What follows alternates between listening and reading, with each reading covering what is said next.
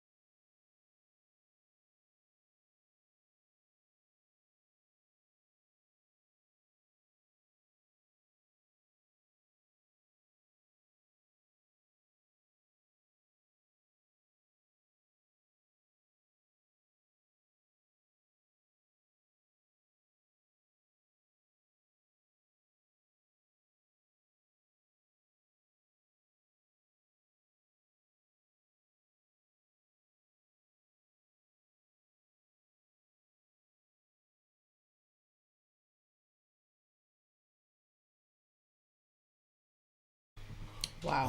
Okay. That's a deep song. Good thing we had that context. Yeah, because I wouldn't have known. I wouldn't have known that's what it was about. But so this I guy, don't know. guy won the award of Righteous Among the Nations by the Jewish people. really, Yeah. So if you're a Gentile and you like go over and above the call of duty, you know, to do good, not just to Jewish people, by the way, but just in the world. But obviously, Really? yeah, yeah. There you go. man. What a song, and what a All right. I feel like with you, it would be open and shut if you had the opportunity, even though it could risk your family, to help people. I think you would. With me, I don't know what I would do. I used to know. I don't anymore. I don't know. And like the kid saying, "Father, can you hear me?" Like when that part was repeating over. Yeah. Because I'm sure, like, if his kids were older, that, you know, I don't know. Would the kids be like, I think Johan would say, absolutely, we need to do this. Yep. I don't know if everybody would say, absolutely, we need to do it. I feel like some people might be like, well, maybe there's another way. We don't have to put any personal risk. Yeah. Yeah, that's that kid was the voice of Satan, man. Mm-hmm. You know, Father, can you hear me? This is not how it was meant to be. I am safe and so are you. As for others, destiny. I believe that situations all depend on circumstance. That's Look away. That's their destiny. We're good. We're okay. The others, I mean, hey, that's just their destiny. There's a lot of excuses that you can use to silence the voice of your conscience. Yeah, yeah. But, you know, there's some people, they just, for whatever reason, God gives them the grace to do what needs to be done. And So you think right now you would make that decision? 100%? Everybody wants to say that. Everybody No, wants I'm to not. believe I'm not saying that about I'm not even- themselves. I say this all the time. I don't know what you I would don't do. know what you're going to do until you're in the situation. I know the type Because I don't of have the person- grace right now, and I know that. I know the type of person I would like to think I am Mm-hmm. as to myself, but I don't know. You know, for example, I have a strong belief in nonviolence, and I'm pretty good when the violence is directed at me. I'm really good at that. Mm-hmm. But when it's the kids, or if one of the girls is in danger, you know, obviously, you know, recent events demonstrate that when it comes to my kids, I'm not as pacifistic as the ideal of who I want to be as a person. So I don't know what I would do in that situation, because obviously your own kids are on the line. Oh my God. Doing this. So it Like if it's your own, you know what I mean? Like if you're going to It's put your difficult. own life on the line, then that seems easier. Say that again. If you're putting your own life on the line, then that's one thing. Yeah. But if your kids, it's a different thing. And if your kid is saying, Dad, we're good, stop doing this, that's difficult, because you don't know how history is going to play out. I mean, yeah, like in this particular situation, he survived, and you know, they lived happily ever after. So nothing happened to his family. But not that I can tell, but that didn't happen for a lot of people. Some of my theological and denominational links predecessors went to Germany to help underground railways, and many were captured and killed.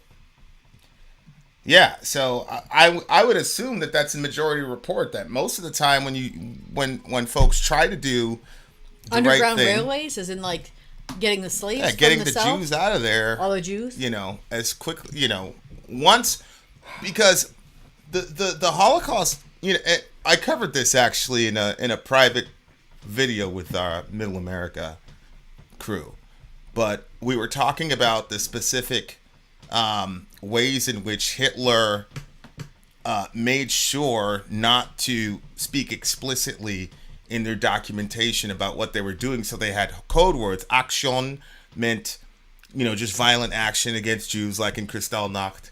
And then they had resettlement to the east meant go to the concentration camp, and then special treatment meant kill these people. Yeah, they were doing it specifically so that way, well, one of the reasons is so that way there wouldn't be anything really written down. Most of their orders were communicated by word of mouth, especially if it was like mass killings. Yeah. Because there would be, so that way there would be so little stuff written down that it could essentially be, a lot of people will say, oh, that was a hoax, that stuff never happened. I mean, unbelievable. Well, yeah, right, and that was the situation. Yeah. And to this day, you have people who deny the Holocaust. A lot of people do. Yeah. I mean, okay, I feel like if I know people personally that believe something like that, then I'm like, well, that's going to be more ubiquitous. You know what I mean? Like, right. It's not just like, oh, those people over there. Like, and a friend of mine was just posting, she said, this generation is where a lot of the Holocaust survivors, that this is the end for them.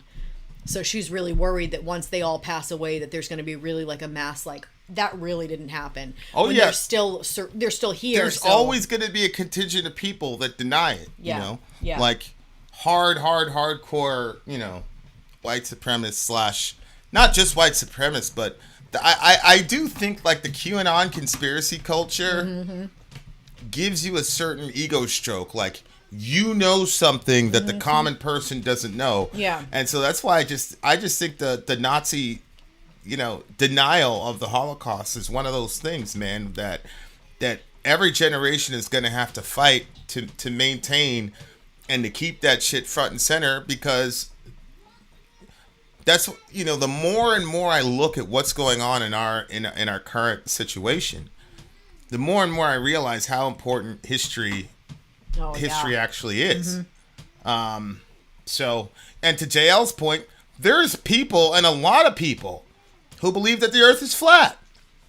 So, I mean, and when you look at how our media has lied to us so many times, and now Hillary is about to be indicted, and basically even CNN just admitted a couple days ago that pretty much Hillary made up the entire Russiagate situation. Like the way that our media just constantly lies to us, there's nothing left. At least people vulnerable to this stuff, because now you start questioning, well, wait a second.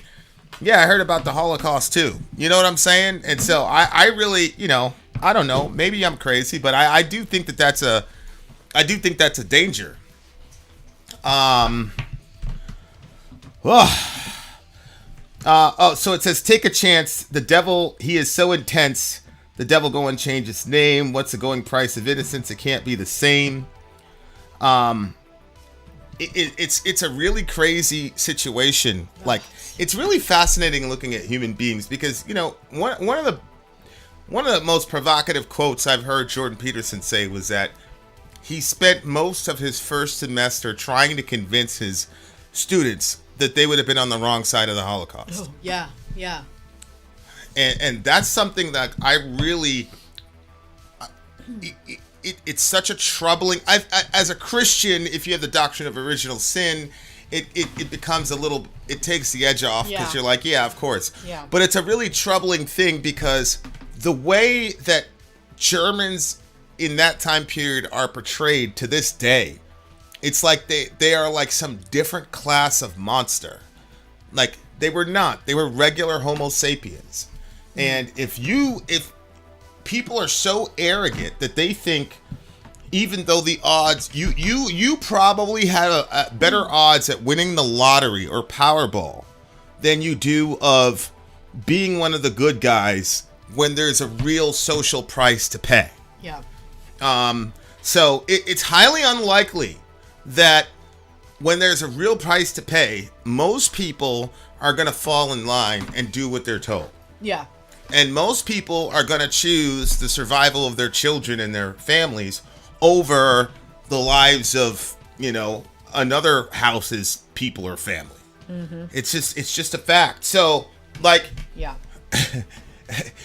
we all want to believe that we'd be that one guy. Yeah. And so, like, that to me is like the crazy part of this whole thing, that's like very disturbing and haunting, is that the fact of the matter is, mathematically speaking, you probably wouldn't have been that guy or that girl. I think you just wouldn't. The other thing too that doesn't get factored in is that people didn't just wake up one day and started mass exterminating other people. Like, they were slowly eased into this, and the first, like, I don't know which crew of people it was. I think it was that situation. The guy said that he could go do another job, but he didn't feel good about leaving his brothers in the situation to have to do all of the exterminations. I hate using that word, because he knew how traumatic it was for him, and so he didn't want to leave all of that weight on his brothers that he cared about to have to do stuff like that. So I think that, when it first starts, maybe they seem like they have some really good reason for what they're doing, and so they're doing what they're told to do, even though they may not completely agree with it. And then, once you've already done it, I mean, to kill bunches of people, there has to be a level of psychosis that sets in to even be able to do something like that. So if you're, progressively getting more and more unwell by seeing piles, you've normalized piles of bodies, that means you've gone really far. And it got normalized even for the Jewish people themselves. Yeah. I was reading, and they said that, at first they were horrified to see the bodies. And after a while, it was no different than seeing like a pile of wood. You didn't see it anymore because you became so cold to it and traumatized by it that you eventually get numb, so that way you can actually survive the situation. So I think that, these situations, we look at it and we're like, wow, how could somebody have even done that? I would never. But without realizing that people stepped deeper and deeper and deeper into this until they were in over their heads. Yeah. I fear you, your silence, your blindness. See what you want to see in darkness. One kindness, one moment, tell me what you believe. That's so powerful. I fear your silence and your blindness. You see what you want to see. Yeah, that line was crazy. We had a little discussion in MA because somebody was saying, you don't have to describe what's happening in an abortion. All you have to do is say that a death happened. That's all you have to say. Just say that the thing is dead. Why you explaining what is actually happening is emotional manipulation or appeal to emotion fallacy, etc., etc.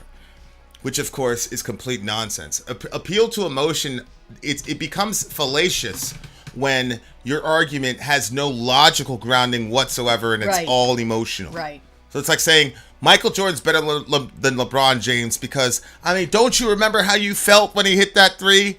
That's a fallacious appeal to emotion. Mm-hmm. But if you say, here are the logical facts, and this is how you should feel about it, that is not an appeal to emotion fallacy, nor is it manipulation. Right.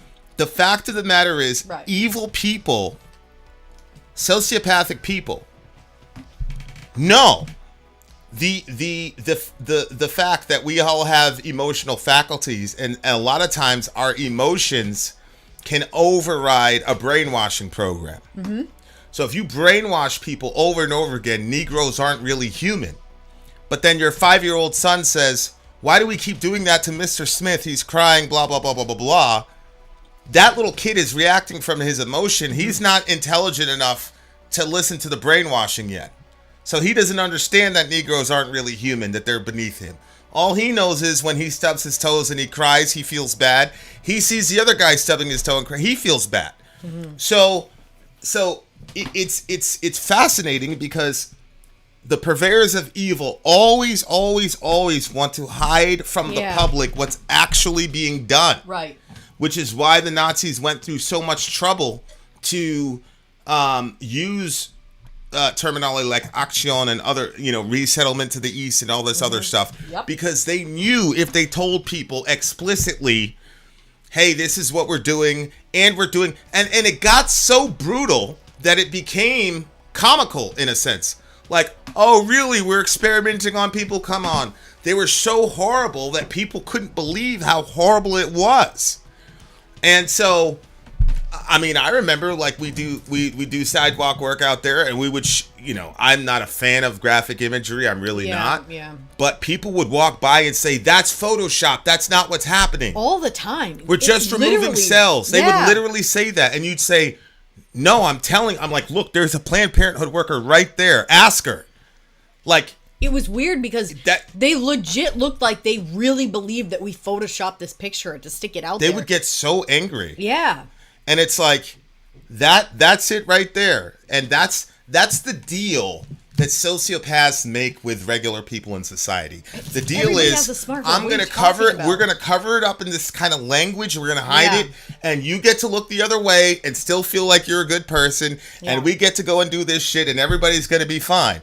But once you confront regular people with the ugliness of what's actually being done, you know, I played a clip of William Wilberforce. Right. Where, you know, all these nice, well-to-do white folks were taking this wonderful cruise. I think Armour knows about this situation.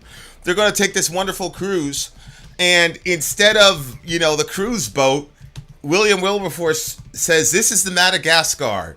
It had 600 folks from Africa, and now, you know, they got to port, and there's 200 of them because everybody else died of disease or despair. And he said it was a slow, grueling death. And then he said, that smell you smell is a smell of death. There was essentially... And the people were covering their faces with their handkerchiefs because they didn't want to... And he said, no, take off the handkerchief and smell it. So he was confronting those people with the ramifications of a practice that they were supporting. And you showed me a picture of people leaving... Like after the concentration camps, I believe, had been closed. There were people were brought through and the Allied, they were holding, and crying because they couldn't believe what they had just seen. The Allied soldiers forced the surviving SS and regular folks and regular German folks in the surrounding towns. They forced them to march through Auschwitz and Bergen-Belsen and all the rest of them to make them look in the face. Well, that was what really the fuck? Smart. What are you guys? This is what you guys did. And so when we're having this cultural discussion on abortion, my thing is, my argument has always been, it's happening again. Here's another demographic of human beings that we've decided is not, and people want me to turn a blind eye to it and not inform people about what's going on, because there are, to this day, in 2022. There are people that really believe that scientists don't know when life begins.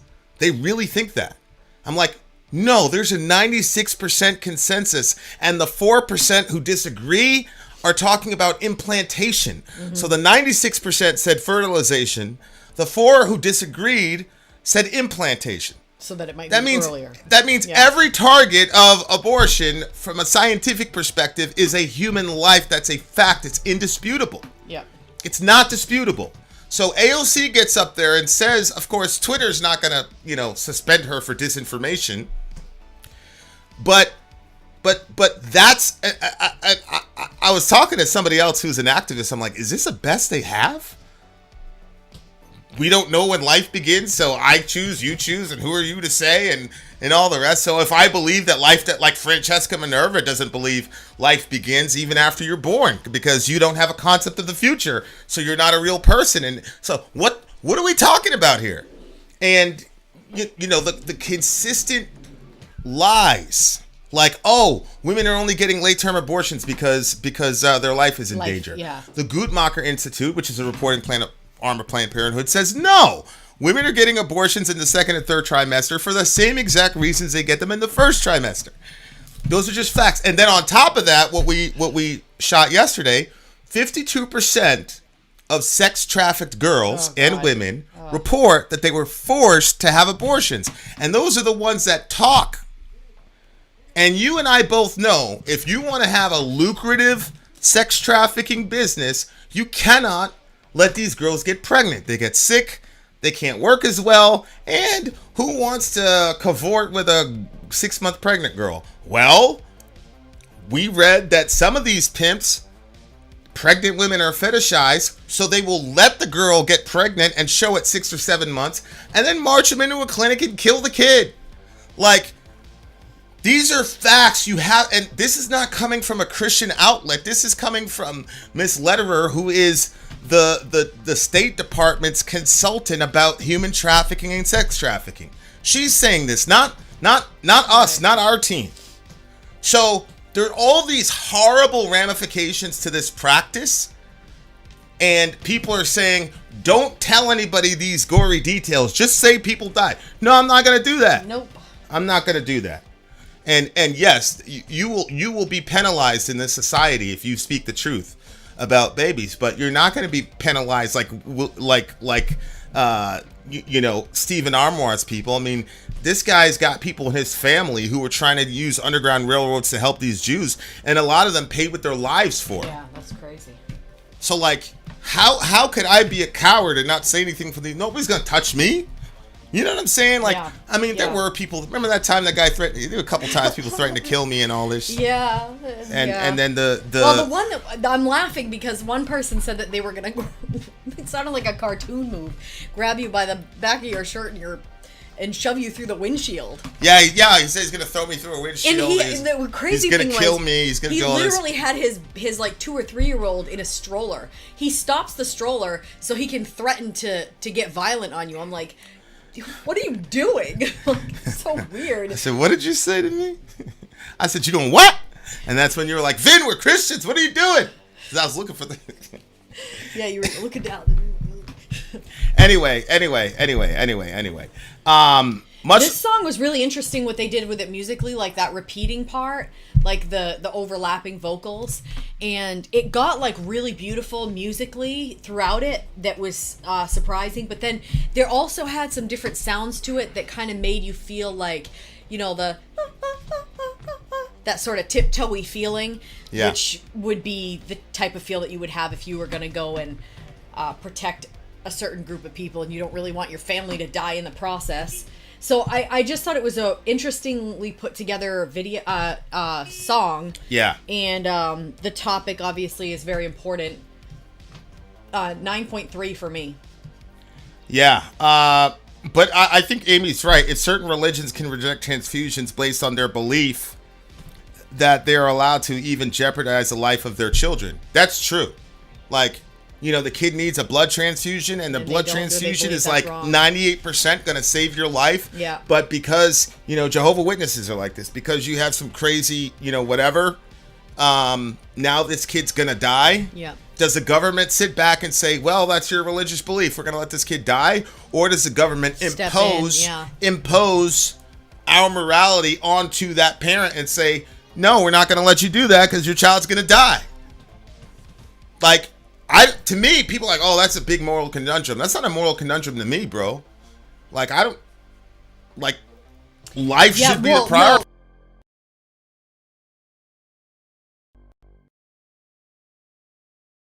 Seizures, and they came from a religious family, a very strict religious family, and they didn't believe that she should be on medicine for those seizures, but rather that she should get the demons cast out of her. Okay, so in that situation, I mean, I think that's a little bit different because psychiatric medications are, for a lot of times, experimental, in the sense of it's not a one-to-one correlation between the treatment and the result, whereas a blood transfusion is something completely different in my view. It wasn't. Why are you saying psychiatric? It was seizures. Well, because you're saying it was demons doing it. No, that's what the Christian people thought.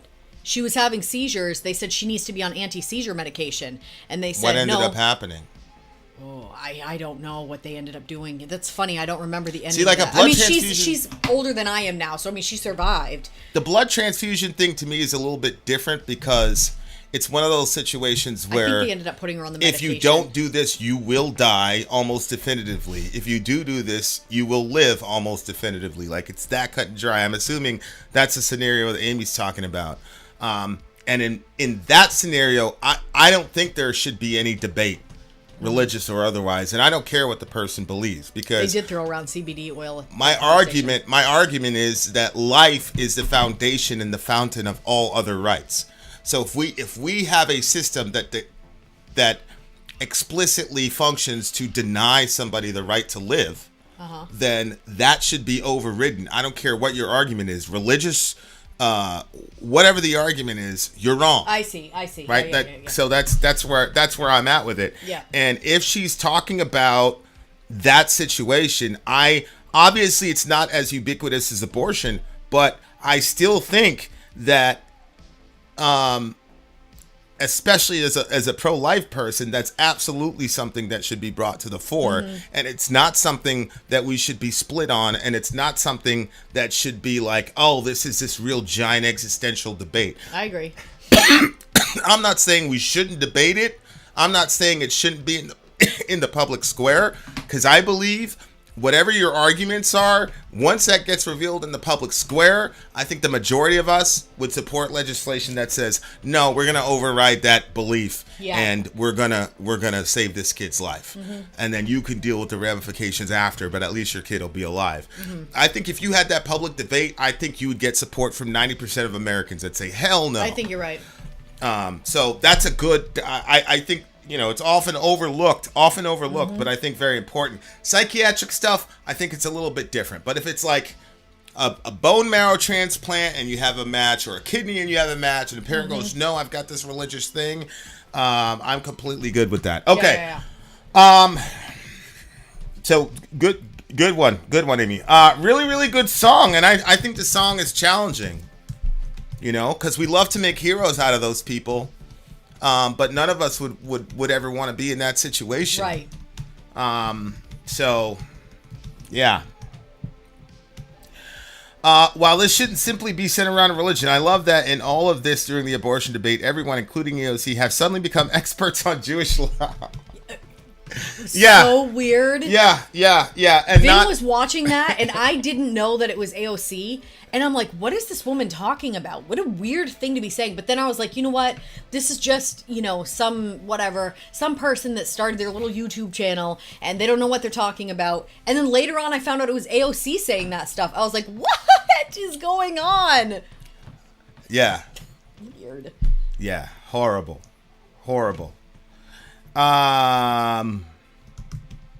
A question for that is the idea of someone who is a match but doesn't want to donate an organ or blood. Do we force them against their will?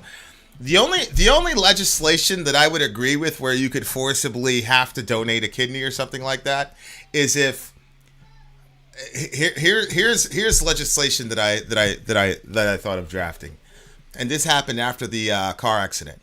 So this guy had his daughter and his nieces in the back of the car, and he drove drunk, and they got into a massive accident right in front of Sori's old house. Car turned upside down and everything. We were at a prayer meeting. We ran outside, and as I'm going to the car, I'm praying, and I thought to myself, bro, you're about to see some dead bodies, bro. Because, that car completely flipped over, slid for about 50 yards.